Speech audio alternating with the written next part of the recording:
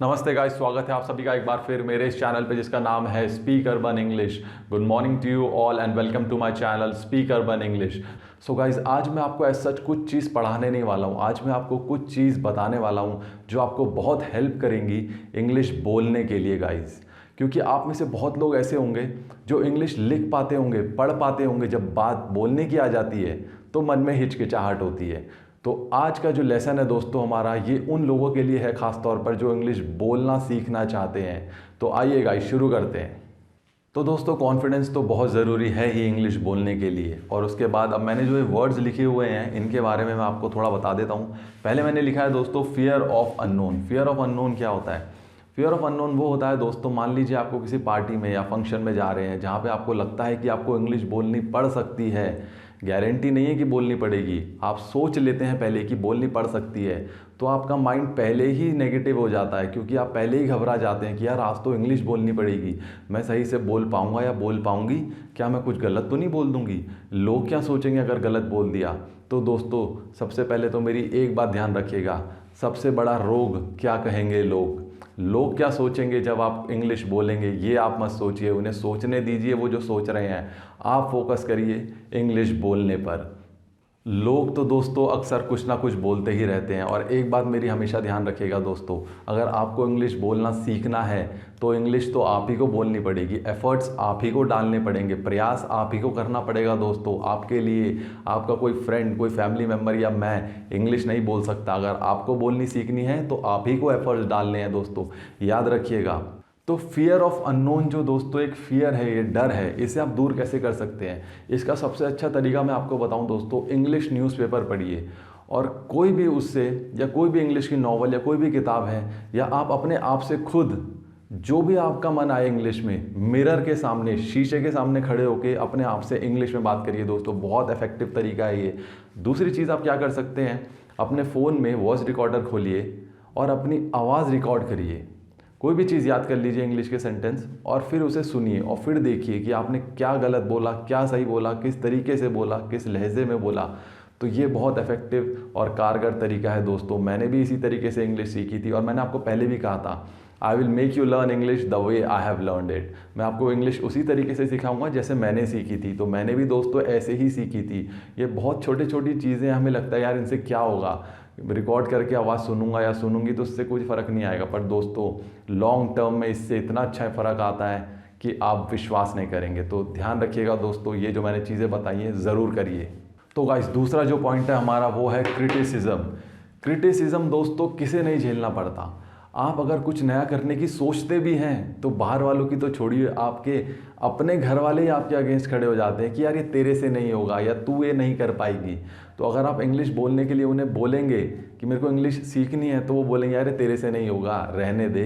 तो दोस्तों क्रिटिसिज्म तो हमेशा झेलना ही पड़ता है कोई भी काम में। तो क्रिटिसिज्म को आप कभी भी नेगेटिव वे में मत लीजिए। इनफैक्ट इससे अपना कॉन्फिडेंस और बढ़ाइए कि इसने मुझे ये चीज़ करने से मना करी, तो अब तो मैं इसे करके ही दिखाऊंगा। मैं आपको एक एग्जांपल देता हूँ। मान लीजिए आप किसी जॉब के इंटरव्यू पे जा रहे हैं और आपने, इंटरव्यूअर ने आपसे सवाल पूछे, आपने उसे जवाब दिए, इंग्लिश में कन्वर्सेशन हुई, आपकी इंग्लिश इतनी अच्छी नहीं थी, आप कॉन्फिडेंट साउंड नहीं करे, उतना अच्छा आप नहीं बोल पाए, आप सेलेक्ट नहीं होते हैं।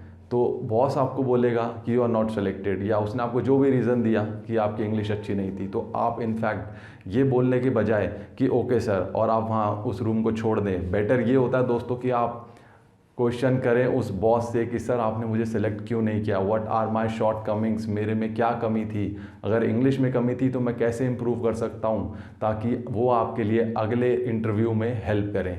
तो दोस्तों याद रखिएगा, ये बहुत ही अच्छा तरीका होता है। इंटरव्यू हर इंसान देता है, तो कभी भी अगर आप सेलेक्ट नहीं होते तो निराश मत होइए। बुरा सबको लगता है दोस्तों, बट आपको उसे पॉजिटिव वे में लेना है और ज़रूर पूछिएगा अपनी शॉर्ट कमिंग्स, क्यों मैं सेलेक्ट नहीं हुआ या क्यों मैं सेलेक्ट नहीं हुई, ये पूछना मत भूलिएगा।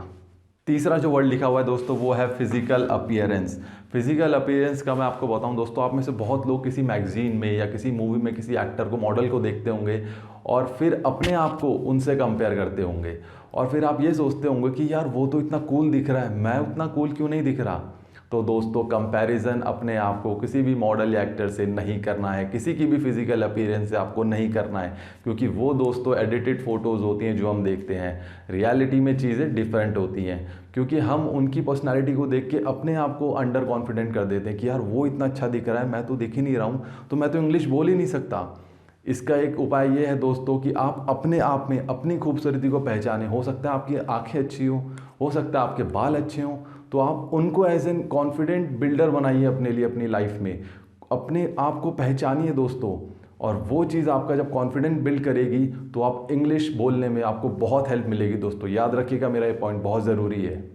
एक और चीज़ होती है दोस्तों जो हमारे और हमारे इंग्लिश बोलने के बीच में आती है, वो होती है दोस्तों नेगेटिव थिंकिंग। हमारी नेगेटिव थिंकिंग, मान लीजिए आप किसी फ्रेंड से बात कर रहे हैं और आपने एक दो वर्ड बोले इंग्लिश के और उसके बाद आप अटक गए, तो आप बहुत जल्दी नेगेटिव हो जाते हैं कि यार मेरे से होगा ही नहीं इंग्लिश। तो दोस्तों बात हमेशा ये ध्यान रखिए कि इंग्लिश अगर सीखनी है तो बोलनी तो आप ही को पड़ेगी, आपके लिए कोई दूसरा बंदा नहीं बोल सकता इंग्लिश। तो दोस्तों मान लीजिए अगर आपने अपने फ्रेंड के सामने कुछ बोला, कहीं भी आपने कुछ इंग्लिश में बात करी और आप नहीं बोल पाए, तो क्या हुआ दोस्तों, गलतियां ही तो होती हैं हम सबसे, हम सब जो है गलतियां करते हैं। उन गलतियों से मोस्ट इंपॉर्टेंट है उन गलतियों से आपका सीखना। आप कितना सीख रहे हैं, 2 बार 4 बार आप अटकेंगे, 5वीं बार में दोस्तों आप बोल पाएंगे इंग्लिश। ये मैं दावे के साथ कह सकता हूँ, क्योंकि मैंने भी ऐसी सीखी थी। स्टार्टिंग में जब मैं बोलता था मैं भी बहुत हिचकिचाता था, मैं भी बहुत अटक जाता था बोलते बोलते, मेरा भी कॉन्फिडेंस लो हो जाता था। बट मैंने भी ये चीज़ देखी है दोस्तों, confidence is the key, confidence is the key for learning and speaking English guys.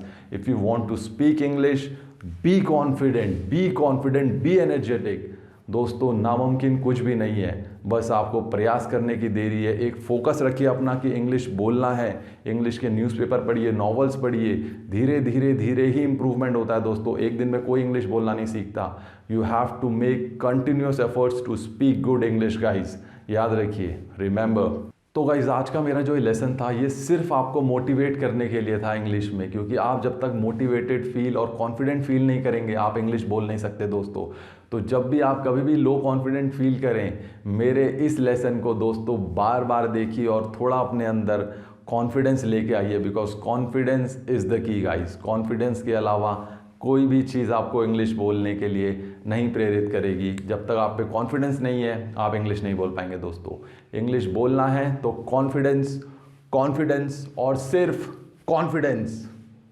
तो गाइज आई होप आपको मेरा आज का लेसन बहुत पसंद आया होगा। इसी तरह मैं आपके लिए वीडियोस बनाता रहूँगा ताकि आप और मोटिवेटेड फील करें। और इंग्लिश बोलने वालों के लिए तो ये बहुत ही अच्छा प्लेटफॉर्म है गाइज। मैं आपको और अच्छे टॉपिक्स पे और अच्छे टिप्स देता रहूँगा कैसे आपकी इंग्लिश बोलने की पावर, बोलने की कैपेसिटी इंक्रीज़ हो जाएगी।